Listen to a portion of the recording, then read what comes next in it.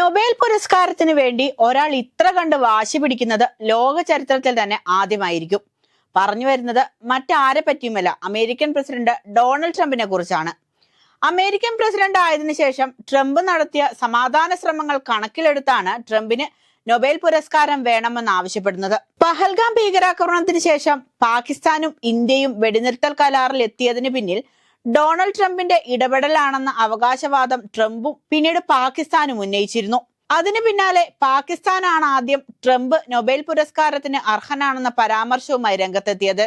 അതിന് പിന്നാലെയാണ് ട്രംപിനും പുരസ്കാരമോഹം കയറിക്കൂടിയതെന്നാണ് തോന്നുന്നത്. പാകിസ്ഥാന് പുറമെ ഇസ്രയേലും കംബോഡിയയും ട്രംപിനെ പുരസ്കാരത്തിനായി നാമനിർദ്ദേശം ചെയ്തിട്ടുണ്ട്.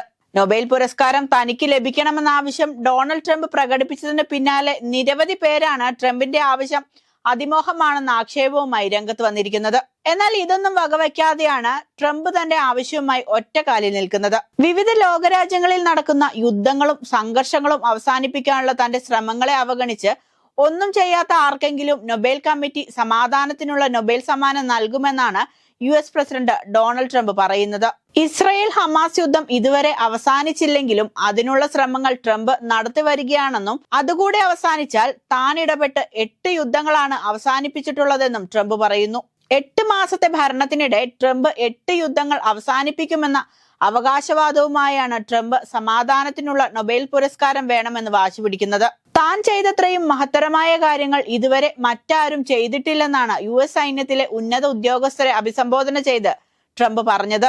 നൊബേൽ പുരസ്കാരം ഡൊണാൾഡ് ട്രംപ് എന്ന വ്യക്തിക്കല്ലെന്നും രാജ്യത്തിനാണെന്നുമാണ് ട്രംപ് പറയുന്നത്. തനിക്ക് നൊബേൽ നിഷേധിക്കുന്നത് രാജ്യത്തെ അപമാനിക്കുന്നതിന് തുല്യമാണെന്നും ട്രംപ് പറയുന്നു. ആൽഫ്രഡ് നോബലിന്റെ വിൽപത്ര പ്രകാരം രാഷ്ട്രങ്ങൾക്കിടയിലുള്ള സാഹോദര്യം വളർത്തുന്നതിനും സ്ഥിരം സൈന്യങ്ങളെ ഇല്ലാതാക്കുകയോ കുറയ്ക്കുകയോ ചെയ്യുന്നതിനും സമാധാന സമ്മേളനങ്ങൾ സംഘടിപ്പിക്കുന്നതിനും പ്രോത്സാഹിപ്പിക്കുന്നതിനും വേണ്ടി ഏറ്റവും മികച്ച പ്രവർത്തനം നടത്തിയ വ്യക്തിക്കോ സംഘടനകൾക്കോ പ്രസ്ഥാനങ്ങൾക്കോ ആണ് നൊബേൽ സമാധാന പുരസ്കാരം നൽകുക. നോർവേയുടെ പാർലമെന്റ് നിയമിക്കുന്ന 5 അംഗങ്ങളുള്ള നോർവീജിയൻ നൊബേൽ കമ്മിറ്റി ദീർഘമായ അവലോകനത്തിന് ശേഷമാണ് വിജയിയെ തീരുമാനിക്കുക.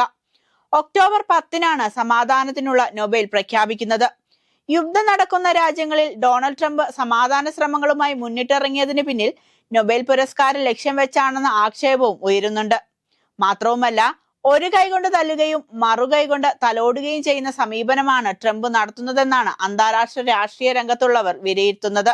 അതിനായി അവർ ചൂണ്ടിക്കാട്ടുന്നത് ട്രംപിന്റെ താരിഫ് നടപടികളും പ്രതികാര താരിഫുമാണ്. യുക്രൈൻ റഷ്യ യുദ്ധം സമാധാനത്തിലെത്താൻ ട്രംപ് ശ്രമം നടത്തിയിട്ടും റഷ്യ അതിന് വഴങ്ങാത്ത സാഹചര്യത്തിൽ റഷ്യക്കെതിരെ നിലപാടെടുത്ത അമേരിക്കയ്ക്കൊപ്പം നിൽക്കാതെ ഇന്ത്യയും ചൈനയും റഷ്യയിൽ നിന്ന് എണ്ണ ഇറക്കുമതി ചെയ്തിരുന്നു. അതിനെതിരെ അമേരിക്ക ഇന്ത്യയുടെ ഉൽപ്പന്നങ്ങൾക്ക് അധിക താരിഫ് ചുമത്തിയിരുന്നു. ചില ഉൽപ്പന്നങ്ങൾക്ക് 50%, ചിലവയ്ക്ക് 25%, ചിലതിന് 100% തുടങ്ങിയ പല താരിഫാണ് ട്രംപ് കൊണ്ടുവന്നിരിക്കുന്നത്. ഇത്തരത്തിൽ തന്റെ സമാധാന ശ്രമങ്ങൾക്ക് തുരങ്കം വെക്കുന്ന രാജ്യങ്ങൾക്കെതിരെ ട്രംപ് താരിഫ് ഉയർത്തുന്നത് നൊബേൽ പുരസ്കാരം കയ്യിൽ കിട്ടാതിരിക്കുമോ എന്ന ഭയമാണെന്നും പൊതുവെയുള്ള വിലയിരുത്തൽ.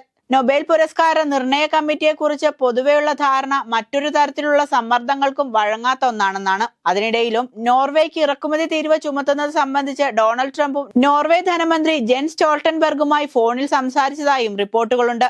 സംഭാഷണങ്ങൾക്കിടയിലും ട്രംപ് പുരസ്കാരങ്ങളെ കുറിച്ച് പരാമർശിച്ചതായും പറയപ്പെടുന്നു. ഒരു സമ്മർദ്ദങ്ങൾക്കും വഴങ്ങാത്ത നൊബേൽ പുരസ്കാര കമ്മിറ്റി ട്രംപിന്റെ വാശിക്ക് വഴങ്ങിയാൽ 2026-ലെ നൊബേൽ പുരസ്കാരത്തിൽ അമേരിക്കൻ പ്രസിഡന്റ് ഡൊണാൾഡ് ട്രംപിന്റെ പേര് എഴുതി ചേർക്കും.